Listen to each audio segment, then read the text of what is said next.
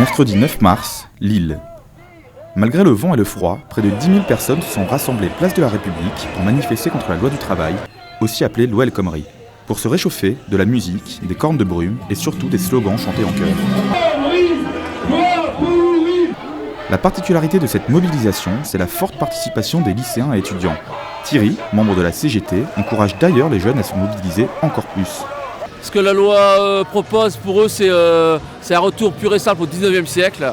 Donc ils auront tout intérêt d'être présents et de lancer la dynamique. On compte vraiment sur eux pour nous booster, pour nous aider à faire reculer cette loi scélérate.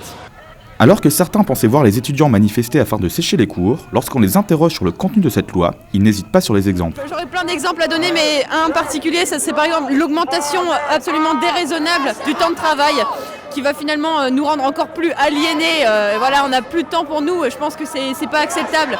Et voilà, il y aurait plein d'exemples à dire. Et dernière question, qu'est-ce que ça t'évoque le fait que ce soit un gouvernement de gauche qui passe cette réforme justement ? C'est complètement absurde justement parce que ici majoritairement on est des groupes de gauche qui manifestent et c'est terriblement absurde de se dire que c'est un gouvernement pour certains pour qui on a voté et qui nous déçoit finalement et qui c'est une genre de trahison.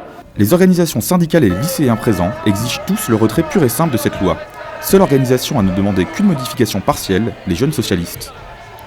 C'est pas étonnant que les jeunes socialistes du coup manifestent contre une loi socialiste ? On manifeste pas contre une loi socialiste, on est là pour dire au gouvernement attention, sur cette loi-là il y a un certain nombre de dispositions et d'articles qui sont contraires à ce sur quoi on a passé un contrat avec le peuple de France et le peuple de gauche en 2012. Alors on l'interpelle sur ce qui ne va pas dans cette loi, sur un certain nombre de dispositions, sur les licenciements abusifs, sur les licenciements sans cause réelle et sérieuse, sur le travail des jeunes, sur également la fin des 35 heures, sur plein de choses sur lesquelles nous ne sommes pas d'accord et nous lui disons il faut revoir la copie.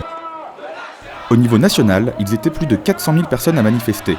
Myriam El Khomri ayant déjà annoncé des modifications quant à la surtaxation des CDD. D'autres manifestations étudiantes sont à prévoir tous les jeudis du mois de mars. Prochain grand rendez-vous réunissant syndicats professionnels et syndicats étudiants le 31 mars prochain.